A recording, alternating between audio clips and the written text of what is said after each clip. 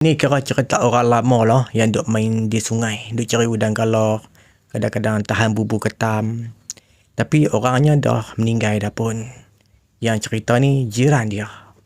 Dalam cerita ni nama dia Jack dah, daripada Perlis dah. Jack ni dia ada seorang jiran dah, nama dia Pak Ndok dah. Dia meninggal masa umur dia 71 dah. Tu kalau Jack dia teringat Pak Ndok ni dia teriak ke. Orang kata sebab-sebab dah.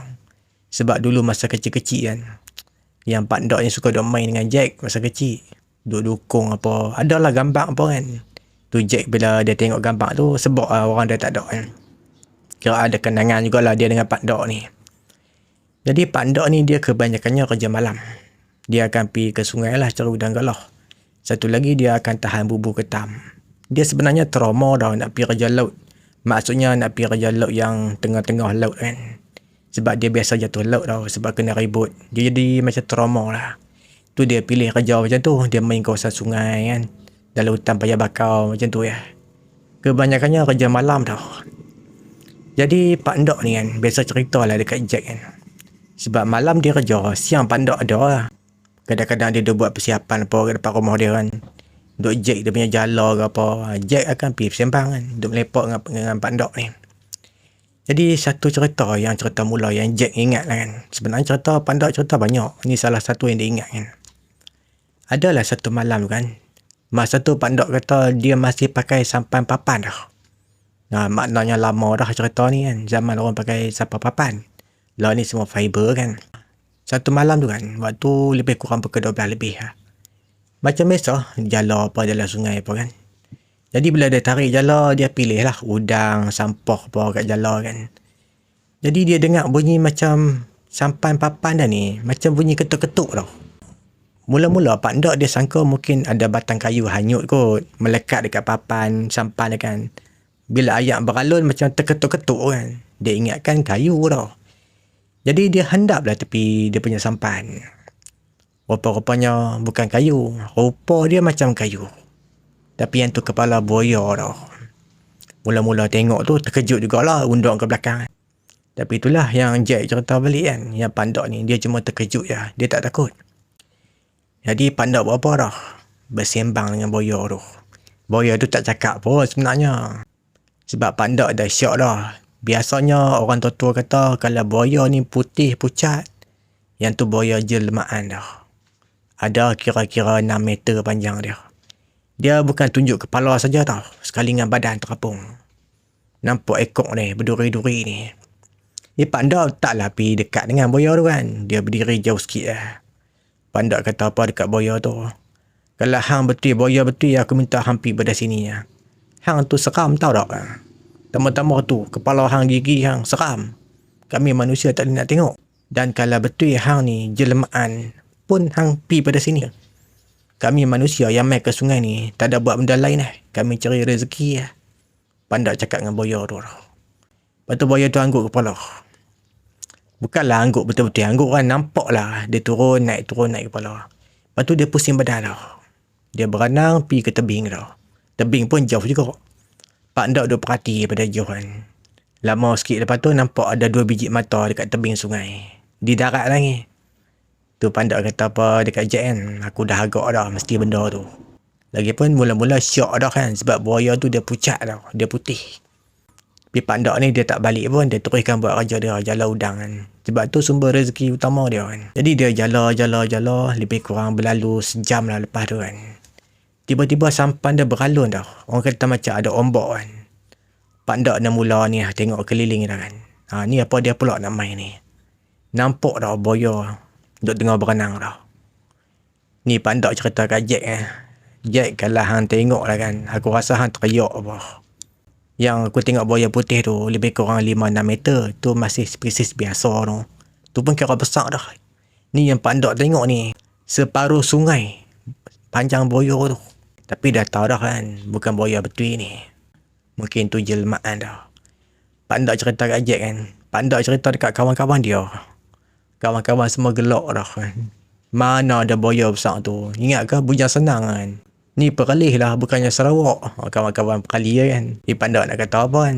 Dia bukan nak beritahu tu buaya betul. Dia nak beritahu yang tu jelmaan. Memanglah betul, tak ada boya sampai sepanjang sungai kan. Yang cerita kedua Pak Ndok ni, yang pernah cerita kat Jack kan. Yang ni ada seorang kawan Pak Ndok lah, nama dia Murad. Jadi Murad ni ada pesan lah dekat Pak Ndok lah. Nak makan udang galah 2-3 kilo ke. Tengok macam mana, kalau banyak bagi banyak kan. Lepas tu Pak Ndok kata apa, kalau nak makan, hang tak payah banyak duit lah. Tapi hang ikut aku, hang tolong aku kan. Lagipun sajalah Pak Ndok, orang kata nak berkongsi rezeki lah dekat kawan dia Murad ni. Murad ni keras bayar dengan Pak Ndok kan. 40 lebih ataupun ada dekat 50 macam tu lah. Masa tu dah pakai sampan fiber lah kan. Jadi satu malam tu Murad ikutlah apa ni Pak Ndok dah nak pergi ke sungai. Murad ni sebenarnya bukan ada pengalaman pun buat kerja macam Pak Ndok ni. Dia ikut pun tolong. Tolong apa? Tolong tengok. Tolong buat teman ni berkawan dengan Pak Ndok malam tu. Jadi dia pun duk tengok lah Pak Ndok duk jala-jala apa kan. Duk himpun-himpun udang dalam tong apa. Jadi secara tiba-tiba kan yang Murad ni, dia pegang baju dia tutup hidung. Tapi dia tak cakap apa dah. Dia tak tegur apa. Pak Ndok pun tanya, Murad, ni apa siapa? Ada bau busuk lah yang tutup hidung tu. Dia angguk dah. Dia tak cakap, dia angguk ya. Lepas tu Pak Ndok kata dekat Murad, lepas ni kalau main apa-apa, hang jangan terkejut pula. Takut hang terjun sungai ya kan. Lepas tu Pak Ndok tunjuk dekat Murad tu. No, tengok atas pucuk pokok tu. Tu, nampak apa dia tu. Jarak pucuk pokok dengan sampan ni pun jauh juga dah. Murad pun duk renung tengok. Dia tu apa Ndok?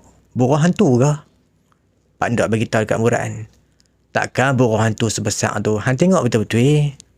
Kan bila langit cerah kan lapang kan. Nampaklah benda terpacak atas pucuk pokok tau. Jadi Murad masih berteka-teki tau. Dia kata binatang lah, burung hantu lah. Last sekali Pak Ndok kata, kalau hang nak tahu yang tu lah langsiang. Murad macam tak percaya lah. Takkan kot hantu duduk atas pucuk pokok Pak Ndok. Lepas tu Pak Ndok kata dekat Murad kan. Tengok sehari macam mana. Kalau dia terbang ke, dia berpindah-pindah ke, kita tengok macam mana kan. Selang beberapa minit betul lah dia terbang atas kepala dia pun. Tapi tinggi lah, tinggi. Tak ada gaya macam burung pun. Kalau burung nampak kepak kan. Kan langit lapang luas, mesti nampak punya kepak burung. Tapi ni dah dah. Nampak macam badan manusia dah. Masa tu Pak Ndok dia main dekat Murad, dia pegang tangan. Aku takut hang terjun sungai ya, hang takut. Pak Ndok dia masih orang kata tenang kan. Murad pun dah takut dah. Pak Ndok. Dia tak buat orang ke Pak Ndok? Tak bahaya ke menantang ni kan? Tu Pak Ndok kata apa? Hang ni duk tengok filem kot. Dalam filem betul lah hantu boleh bunuh orang. Benda tu tak boleh buat apa kat kita lah. Biarlah dia nak tumpang lalu tu. Mungkin ni tempat dia lah kita main kan. Lantak pergi ke dia, lantak. Pak Ndok perasan Murad dia betul-betul takut tau. Duk diam dalam sampan tau. Pak Ndok dia buat kerja sorang-sorang duk jala apa kan. Tu Pak Ndok kata dekat Murad, macam no.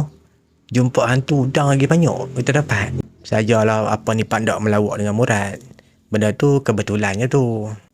Jadi pagi tu Murad senyum je.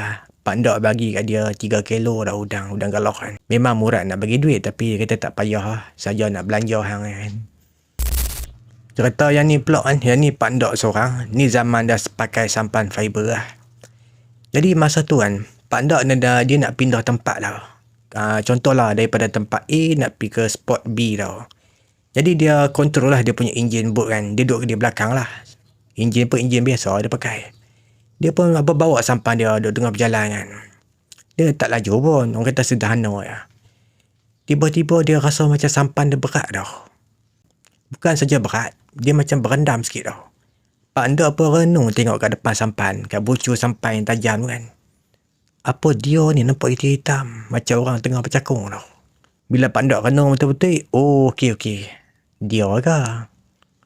Sejak pada tu Pak Ndok dia tak mau tengok depan banyak sangat.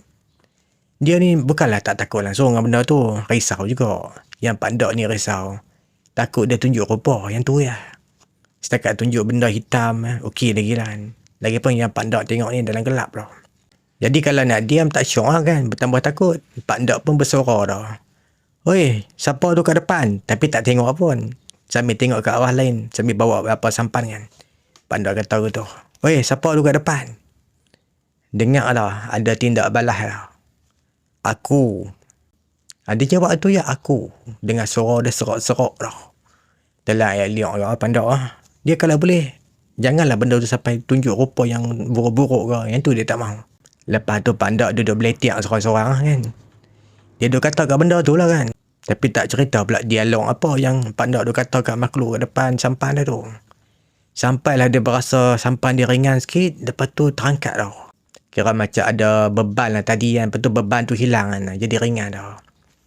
Tempat yang pandak nak pergi ni, ke spot yang dia berpindah kan. Orang tempatan lah kenal dengan lubuk hantu. Sebab situ banyak cerita-cerita mistik. Sebab tu orang apa yang kerja sungai ni, dia pun letak nama lubuk hantu. Jadi pandak terfikir tau. Tahu-tahu dia tumpang nak balik tempat dia. Sebab tempat pandak nak pergi ni lubuk hantu. Dia main pada tempat lain kan. Mungkin dia nak tumpang balik ke kediaman dia. Sarang dia kan. Jadi pandak pun teruslah buat kerja dia. Menjala udang kat situ kan. Kira tu salah satu lah kan cerita yang pandak terkenal dekat lubuk hantu. Dia tumpang lah. Kalau cerita kawan-kawan pandak yang duk main di sungai ni, dia perkata hantu raya kat situ. Nampak apa tinggi hitam. Sampai kan nampak macam bukit tau. Dia punya tinggi. Orang naik sampan ni lalu celah kangkang dia tau. Kalau cerita hantu raya versi orang dulu, hantu raya tinggi lalu bawa celah kangkang kan. Kalau versi yang law ni hantu raya nampak macam monyet kera yang tu kan. Pernah lagi kawan-kawan pandak cerita, dengar macam orang buka paip ayak tu. Tapi ayak tu jatuh dalam sungai tau. Tu geng-geng pandak kata apa, hantu raya tu kencing. Tapi tak nampak ayak pun, cuma dengar saja. Ibarat macam orang buka paip ayak tapi kuat tau, macam tu. Tu dia kata hantu raya tu kencing. Tapi yang tu tak nampak apa-apa, cuma dengar ya. Jadi hari yang pandak balik daripada lubuk hantu kan, dia duk berasa macam orang kata meremang lah. Meremang tanpa sebab lah. Dia balik pun awal pagi kat masa tu. Yang pelik ya, bila dia sampai di rumah kan. Masa kat depan rumah dia ada benda yang pelik. Tapi sebelum tu dia kemas-kemas barang dulu kan. Asing-asing udang. Barang-barang dalam raga motor lah, jala dia apa kan. Lepas tu baru dia masuk dalam rumah. Bila dia masuk dalam rumah kan, ada benda tolong tutup pintu. Dia tak dan lagi nak tutup pintu. Jadi dia syok mai, takkan benda tadi di sana kau ikut dia balik kan.